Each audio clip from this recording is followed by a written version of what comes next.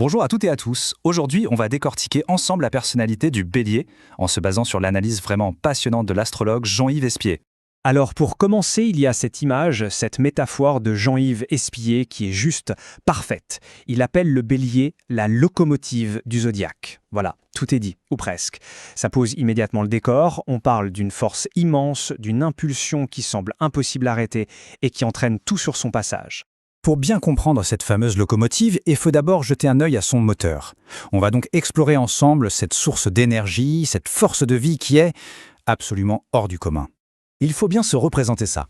Le Bélier, c'est le tout premier signe du printemps. C'est l'étincelle de vie après le long sommeil de l'hiver. C'est l'énergie la plus concentrée, la plus pure possible. C'est le redémarrage, le grand bang du zodiaque. Et alors, comment est fait ce moteur? D'un point de vue astrologique, c'est un cocktail explosif. On a un signe d'action pur jus, gouverné par Mars, la planète de l'action, et avec le Soleil, l'ego, en position de force. Autant dire que tout est hypertrophié, pour reprendre le mot d'Espier. C'est une force conçue pour démarrer les choses, pour initier, pour lancer. C'est ce qui explique cette impression qu'un Bélier vit souvent 10 vies en une. Et forcément, avec toute cette énergie de démarrage, il y a une caractéristique qui s'impose d'elle-même. Le Bélier est un leader né. C'est presque instinctif. C'est dans sa nature de passer devant, de mener la charge. Et attention, ce n'est pas qu'une idée en l'air. Jean-Yves Espier s'appuie sur une étude assez fascinante. Il semblerait qu'une majorité des patrons du CAC 40 soient du signe du Bélier. Voilà une illustration assez spectaculaire de cette tendance naturelle à être aux commandes. Bon, mais cette force incroyable, ce moteur surpuissant, il a forcément un coup, un revers de la médaille. C'est ce qu'on va explorer maintenant, son inévitable angle mort. On touche ici au cœur du paradoxe du Bélier. D'un côté, cette capacité absolument inégalée à démarrer n'importe quoi. De l'autre, les conséquences. Parce que toute cette énergie focalisée sur le start implique quasi systématiquement une vision à très très court terme. Toute la philosophie du Bélier pourrait être résumée par ce proverbe « l'action avant tout ». Le plus important, c'est de foncer, de déblayer le terrain. La réflexion, l'analyse des conséquences, ça, c'est pour plus tard, ou bien souvent pour les autres. Et c'est là le point crucial, cette notion de dégâts collatéraux. Une fois que le Bélier a donné l'impulsion, dans sa tête, le job est fait. Il est déjà en train de penser au prochain défi. Ranger le bazar, organiser, gérer les suites, ce n'est tout simplement pas son problème. Ce n'est déjà plus son projet. Alors, comment est-ce que cette dynamique se transpose dans la sphère intime? Voyons un peu ce que ça donne du côté des relations amoureuses, qui sont souvent intenses. Jean-Yves Espier décrit un modèle en 3 temps pour une relation. Phase 1, la fusion passionnelle, les débuts, là où on ne voit que les ressemblances, c'est le terrain de jeu favori du Bélier. Phase 2, l'individuation, la réalité reprend ses droits, les différences apparaissent. Et la phase 3, la construction, l'effort conscient pour bâtir, et c'est souvent là que ça coince. En amour, l'énergie du Bélier est, très ciblée. La quasi-totalité de son investissement, de son enthousiasme, se concentre sur cette première phase de passion dévorante. Les 2 autres étapes, elles ne représentent qu'une toute petite partie de l'expérience. Le passage de la première à la deuxième phase est donc un moment critique.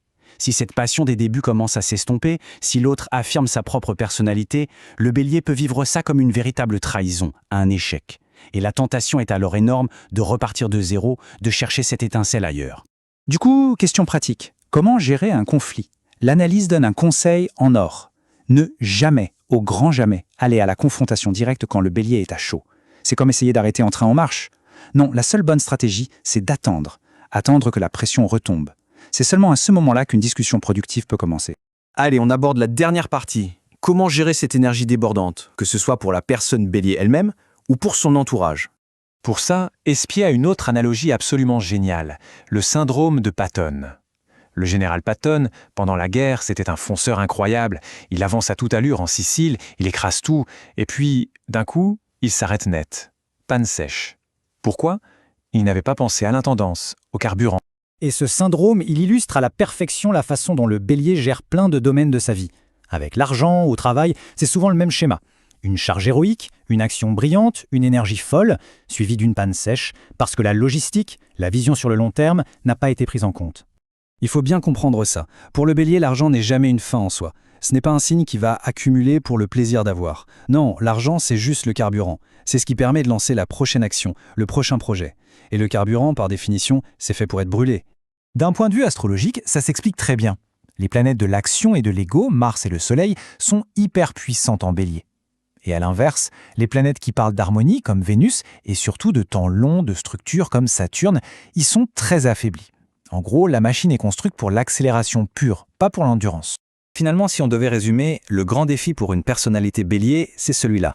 C'est d'apprendre à canaliser cette formidable puissance de démarrage, d'apprendre à penser à l'après, et à intégrer que la logistique, ça fait aussi partie de la bataille, pas seulement l'assaut initial.